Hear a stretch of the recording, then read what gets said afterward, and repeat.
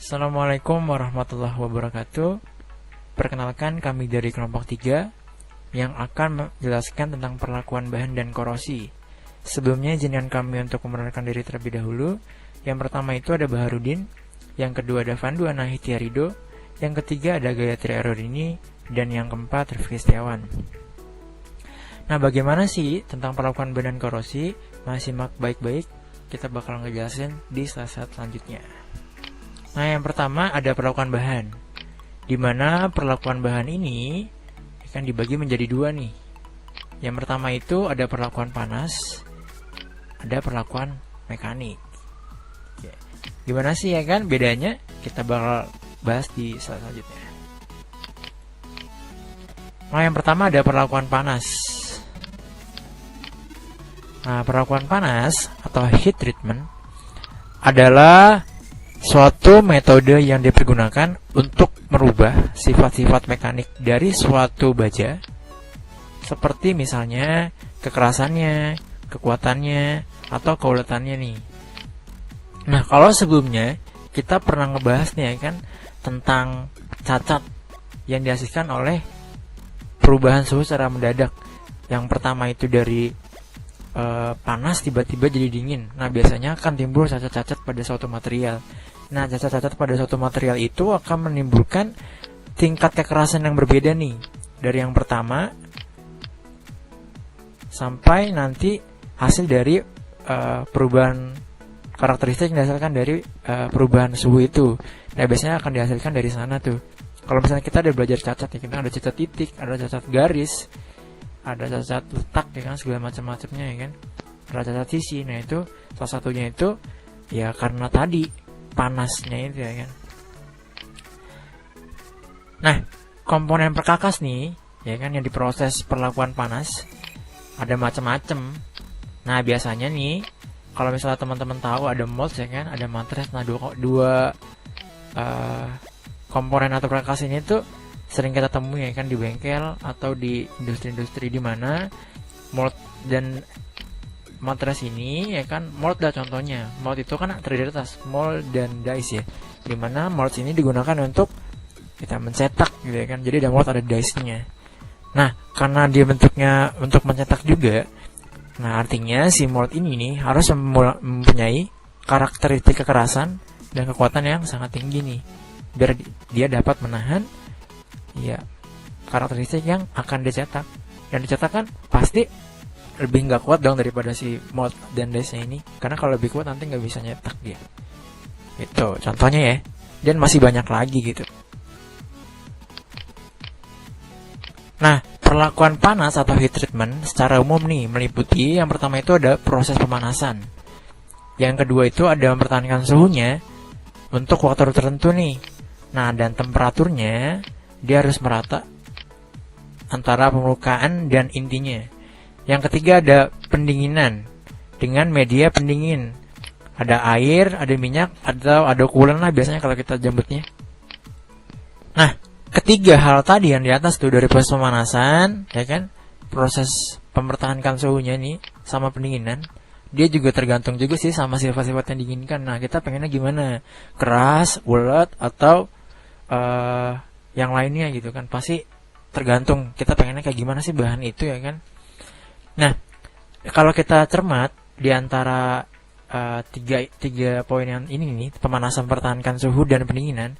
Kalau misalnya kita lihat dari proses terbentuknya cacat kan pasti dari sini kan, pemanasan, terus suhunya ditahan dulu, habis itu didinginkan secara tiba-tiba gitu.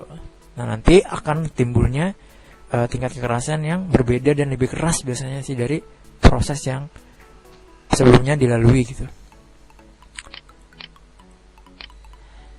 Nah, nggak cuma secara umum yang meliputi itu ya proses dari perlakuan panasnya itu ya, atau proses heat treatment. Nah, syarat-syaratnya juga ada nih. Yang pertama itu suhu pemanasan harus naik secara teratur dan merata. Artinya ya nggak boleh jarang-jarang gitu ya, dia harus merata dan teratur. Kemudian alat ukurnya dia harus teliti biar akurat ya kan, ini berapa ya kan suhunya, berapa derajat, biar kita bisa mencapai target yang kita inginkan. Terus yang ketiga itu laju pendinginannya nih sesuai dengan jenis perlakuan panas yang kita lakukan. Gitu. Jadi nggak boleh sembarangan juga ya kita untuk melakukan suatu heat treatment atau perlakuan panas. Oke, lanjut. Kita bakal ngebahas tentang klasifikasi perlakuan panas.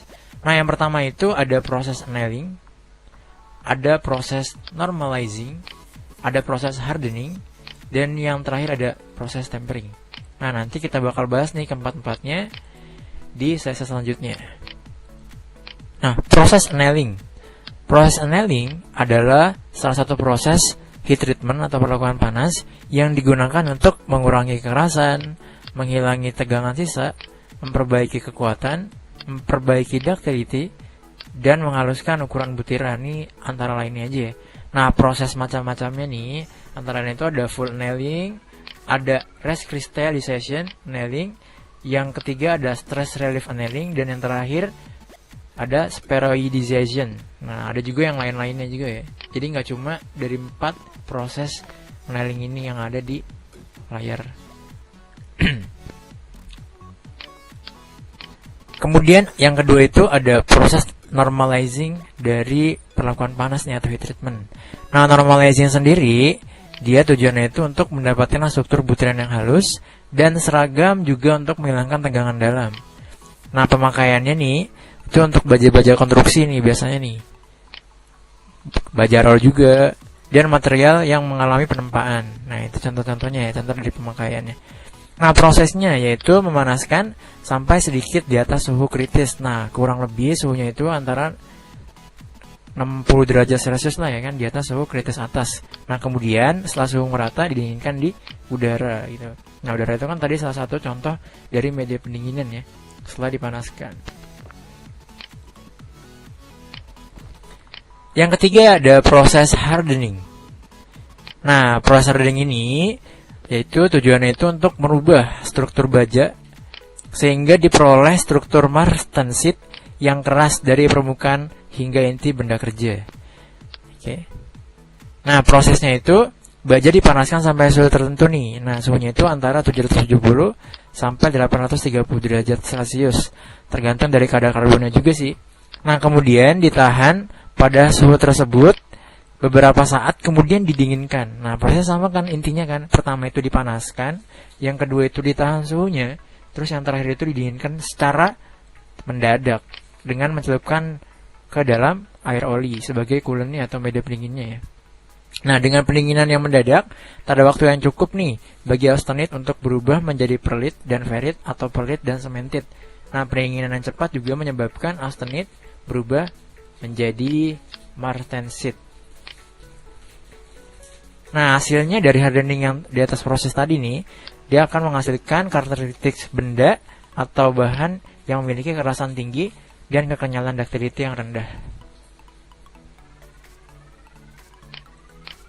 Nah, yang terakhir dari proses perlakuan panas atau heat treatment yaitu adalah tempering, proses tempering. Nah, tempering itu apa sih kan? Tempering adalah proses pemanasan kembali baja yang telah dikeraskan untuk menghilangkan tegangan dalam dan mengurangi kekerasannya. Biasanya sih tempering ini dilakukan setelah proses annealing atau normalizing yang sebelumnya dilakuin gitu. Jadi baru tempering.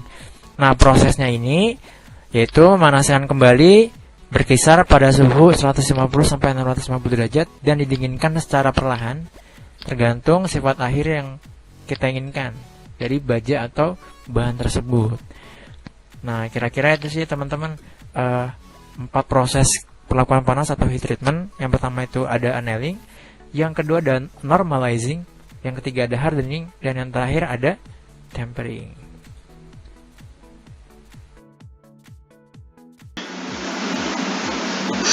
Oke, lanjut ke submateri yang kedua, yaitu perlakuan mekanik. Oke, perlakuan mekanik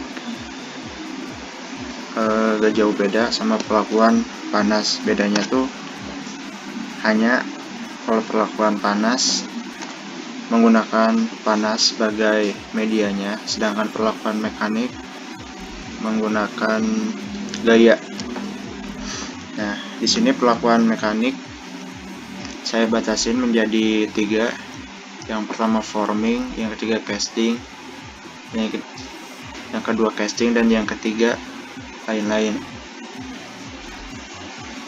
Sebenarnya forming dan casting itu termasuk juga dalam proses pembentukan logam. Oke, sama kita bakal bahas forming dulu. Nah, metal forming adalah proses pembentukan logam dengan menggunakan gaya tekan untuk mengubah bentuk dan ukuran dari logam yang dikerjakan agar sesuai dengan bentuk benda kerja yang diinginkan.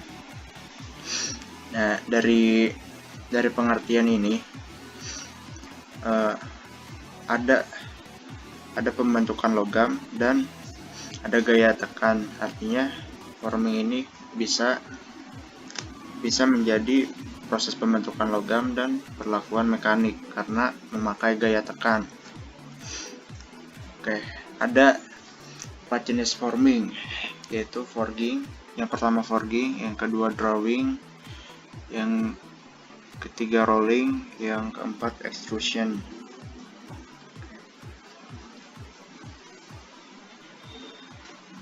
Forging, pertama forging.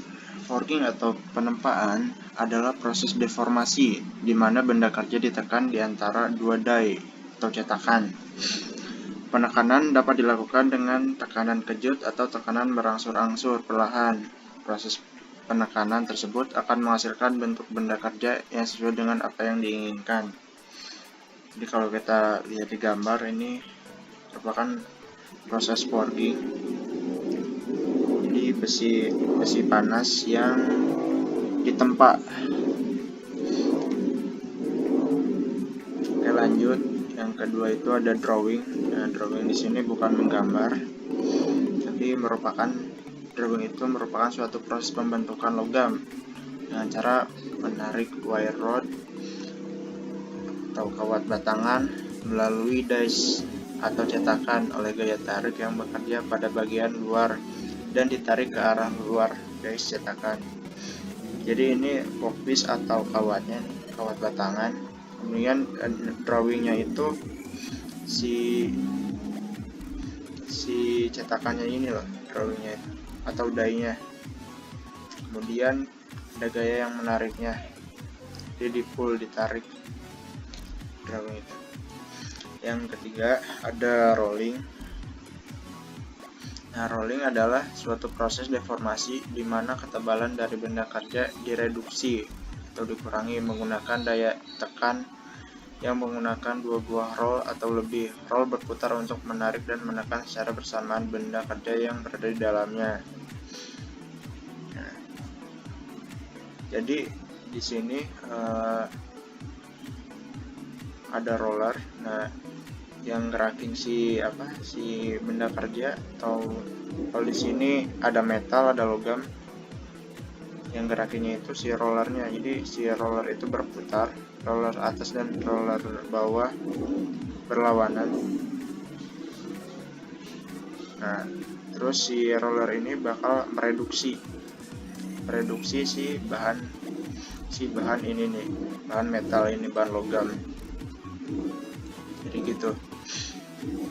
Yang keempat ada extrusion, merupakan proses pembentukan logam yang bertujuan untuk mereduksi atau mengecilkan penampang dengan cara menekan bahan logam melalui rongga cetakan. Nah, di sini gambarnya itu bukan logam tapi extrusion molding. Nah, extrusion molding ini buat plastik, pembentukan plastik. Nah, jadi si biji plastik ini masuk ke mesinnya, lalu di sini akan dipanaskan dan akan di-extrusion, akan dimampatkan melalui cetakan.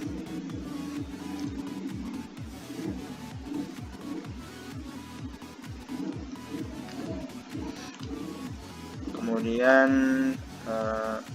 yang kedua itu ada casting atau pengecoran logam. Pengecoran logam adalah suatu proses manufaktur yang menggunakan logam dan cetakan untuk menghasilkan bentuk yang mendekati benda geometri akhir produk jadi.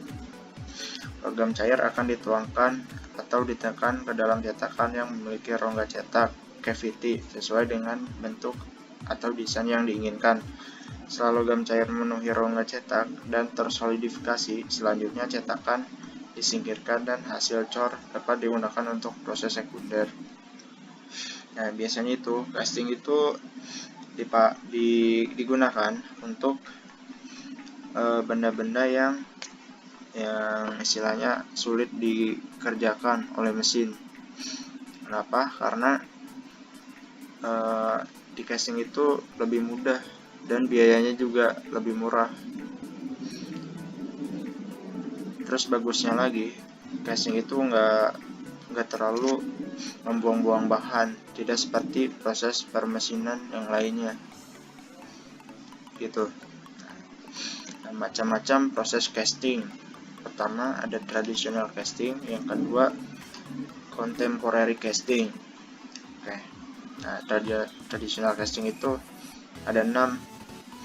Pertama ada sun molding casting, dry sand casting, shell mold casting, cool mold casting, cement mold casting, dan vacuum mold casting.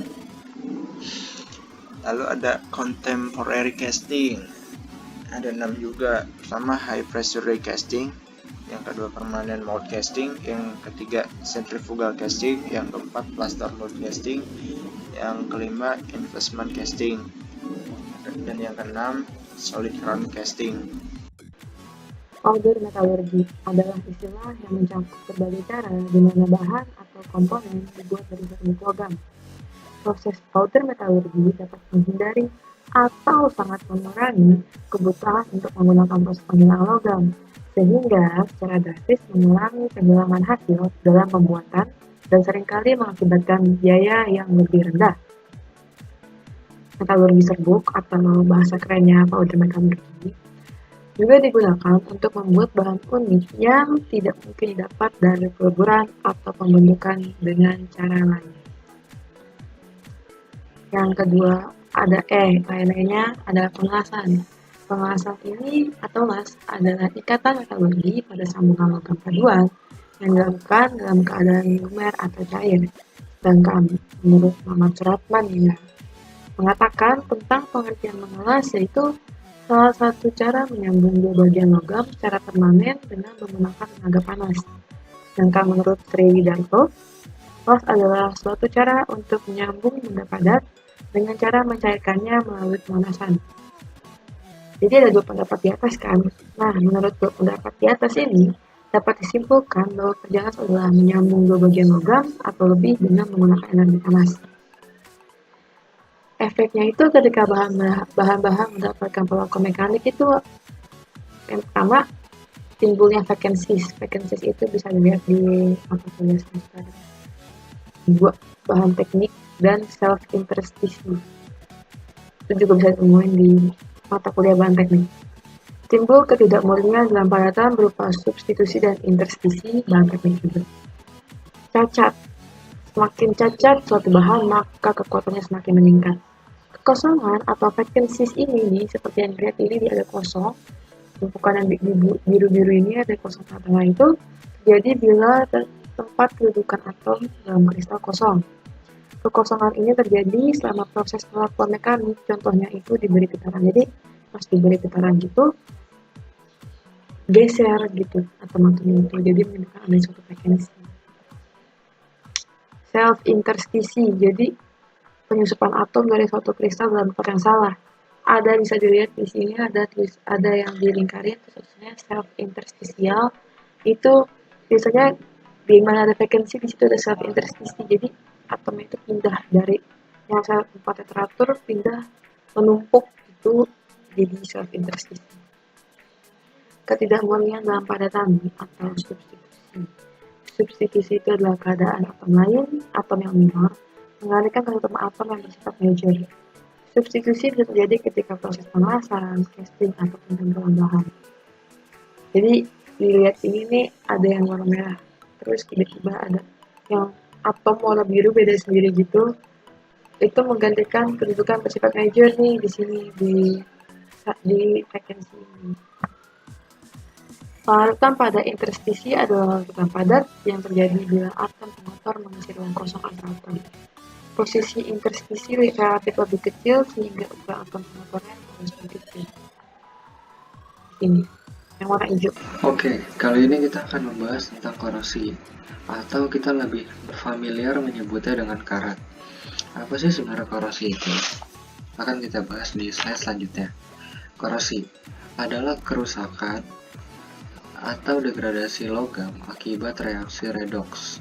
Reaksi redoks itu adalah reaksi reduksi dan oksidasi antara suatu logam dengan berbagai zat di lingkungannya, yang menghasilkan senyawa-senyawa yang tidak dikehendaki. Dalam bahasa sehari-hari, korosi disebut dengan pengkaratan. Contoh korosi yang paling lazim adalah pengkaratan besi. Oke, pada peristiwa korosi, logam mengalami oksidasi, sedangkan oksigen, udara, mengalami reduksi. Karat logam umumnya adalah berupa oksida atau karbonat. Rumus kimia karat besi adalah Fe2O3NH2O, suatu zat padat yang berwarna coklat kemerah-merahan. Nah, biasanya kan kita kalau melihat karat itu warnanya coklat dan agak kemerah-merahan, seperti pada gambar di slide ini. Oke, lanjut. Korosi merupakan proses elektrokimia. Pada korosi besi, bagian tertentu dari besi itu berlaku sebagai anode, di mana besi mengalami oksidasi. Rumusnya ini, Fe menjadi Fe2 plus tambah 2 elektron bebas. Elektron dibebaskan di anode mengalir ke bagian lain dari besi itu yang bertindak sebagai katode, di mana oksigen tereduksi. Nah, oksigennya tereduksi menjadi O2 ditambah 4H plus ditambah 4 elektron bebas menjadi 2H2O, atau O2 ditambah 2H2O ditambah 4 elektron bebas menjadi 4OH-. Ion besi 2 yang terbentuk pada anode selanjutnya teroksidasi membentuk ion besi 3 yang kemudian membentuk senyawa oksida terhidrasi, yaitu karat besi. Mengenai bagian mana dari besi itu yang bertindak sebagai anode dan bagian mana yang bertindak sebagai katode bergantung pada berbagai faktor, misalnya zat pengkotornya atau perbedaan rapatan logam itu. Lanjut. Korosi dapat juga diartikan sebagai serangan yang merusak logam karena bereaksi secara kimia atau elektrokimia dengan lingkungannya. Ada definisi lain yang mengatakan bahwa korosi adalah kebalikan dari proses ekstraksi logam dari biji mineralnya. Contohnya, biji mineral logam besi di alam bebas dan di dalam bentuk senyawa besi oksida atau besi sulfida. Setelah diekstraksi dan diolah, akan dihasilkan besi yang digunakan untuk pembuatan baja atau baja paduan. Baja atau baja paduan. Selama pemakaian, baja tersebut akan bereaksi dengan lingkungan yang menyebabkan korosi, kembali menjadi senyawa besi oksida. Nah, dan deret Volta dan hukum Nernst akan membantu untuk dapat mengetahui kemungkinan terjadinya korosi. Kecepatan korosi sangat tergantung pada banyak faktor, seperti ada atau tidaknya lapisan oksida, karena lapisan oksida dapat menghalangi beda potensial terhadap elektroda lainnya yang akan sangat berbeda bila bersih dari katode. Lanjut. Nah, kita tahu korosi itu adalah proses pengkaratan pada logam. Ya, korosi pada besi menimbulkan banyak kerugian karena barang-barang atau bangunan yang menggunakan besi menjadi tidak awet. Nah, karena korosi ini merugikan, pasti kita ngerasa harus mencari gimana sih caranya biar barang-barang yang terbuat dari logam itu tidak mudah karat. Nah, korosi pada besi dapat dicegah dengan membuat besi menjadi baja tahan karat atau stainless steel.